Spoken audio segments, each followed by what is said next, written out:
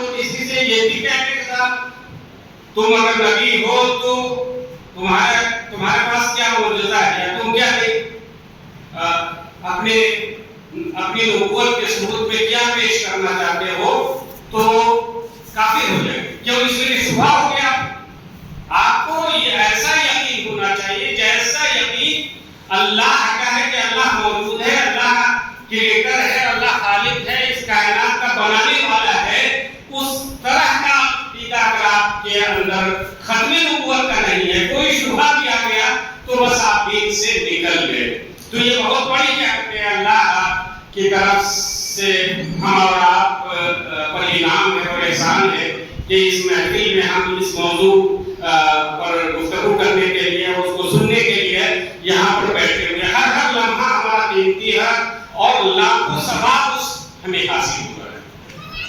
ہمارے نام عمل میں بہت سے ثواب لکھے جا رہے ہیں. کیوں؟ اس لیے کہ ہم ختم نبوت کے موضوع پر بیٹھے. یہ ایسی بات ہے کہ مرزا غلام محمد قادیانی سے پہلے بھی بہت سے جھوٹے نبی پیدا ہوئے. مرزا غلام محمد قادیانی ایک جھوٹا شخص تھا.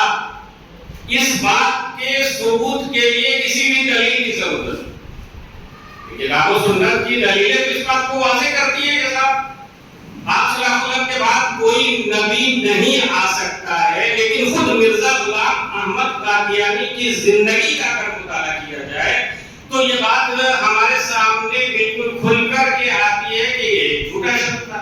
اس لیے کہ پہلے اس نے مہدی ہونے کا اور پھر عیسیٰ مسیح ہونے کا دعویٰ کیا اور پھر وہ نبی ہونے کا اس نے دعویٰ کیا.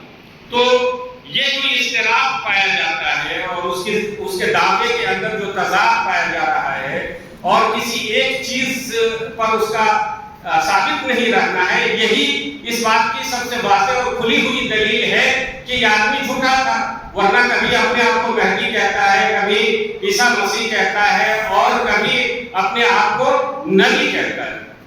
اور دوسری طرف یہ بھی وہ لکھتا ہے کہ حضرت عیسیٰ علیہ السلام کا انتقال ہو چکا. حالانکہ قرآن کریم یہ کہتا ہے کہ حضرت عیسیٰ علیہ السلام زندہ ہیں اور اللہ تعالیٰ نے ان کو آسمان پر اٹھا لیا. اب اس نے کہا کہ نہیں، ان کا انتقال ہو گیا. اس کا مطلب یہ ہوا کہ جب انتقال ہو گیا تو پھر تم عیسیٰ مسیح کیسے ہو گئے؟ جب وہ موجود ہی نہیں ہے تو تم اپنے آپ کو عیسیٰ مسیح کیسے کہہ رہے ہو؟ اور نبی تو کسی اعتبار سے ہو ہی نہیں سکتا. اس لیے کہ آپ دیکھیں انبیاء کرام کی جتنی بھی تاریخ ہے، ہر نبی کی تاریخ میں آپ دیکھیں گے کہ جب دعوت پیش کی جاتی ہے نبی کی طرف سے تو کچھ لوگ مانتے ہیں، کچھ لوگ نہیں مانتے ہیں. پھر ایک وقت جو ہے ٹکراؤ کا آتا ہے اور ٹکراؤ میں انسان کو اللہ کے راستے میں جہاد بھی کرنا پڑتا ہے، اللہ کے راستے میں کوششیں بھی کرنی پڑتی ہیں. لیکن مرزا غلام احمد قادیانی نے صاف اعلان کیا کہ صاحب اب جہاد وغیرہ کچھ نہیں ہے اور وہ ختم کیا جاتا ہے. اس کا مطلب یہ ہوا کہ بھائی یہ انگریز کا ایجنٹ تھا، انگریز نے اس کو کھڑا کیا تھا تاکہ مسلمانوں میں انتشار پیدا کیا جائے اور اس کی حکومت یہاں پر قائم رہے ہندوستان کے اندر. تو خود اس کی جو باتیں ہیں ان باتوں سے ہی یہ واضح ہے کہ بالکل یہ جھوٹا. اب جب جھوٹا آدمی ہے اس کی بات میں کوئی وزن ہی نہیں ہے، اس کے لیے کسی دلیل کی ضرورت نہیں تھی. لیکن پھر بھی فتنہ ہے، انسان کمزور ہے، فتنہ پھیل جاتا ہے اور فتنہ اٹھتا رہتا ہے اور بہت سے لوگ اس کے شکار ہو جاتے ہیں مختلف اسباب کی بنیاد پر. تو اس کے لیے کام کرنے کی ہمیں کیا ضرورت ہے اور کس طرح ہم کام کریں؟ خود آپ صلی اللہ علیہ وسلم نے اس کا جو ہے طریقہ کار بتا دیا ہے کہ آپ صلی اللہ علیہ وسلم نے فرمایا کہ کانت بنو اسرائیل تسوسهم الانبیاء کلما خلق نبی خلفہ نبی. کہ بنو اسرائیل وغیرہ جو دوسرے قوم میں گزر چکی ہیں اور ان کے جو نظام ان کا بنایا تھا اللہ تعالیٰ نے، وہ یہ نظام بنایا تھا کہ ان کے معاملات جو ہیں وہ نبی ہی سنبھالتے تھے. ایک نبی کا انتقال ہوا، دوسرے نبی آ جاتے تھے.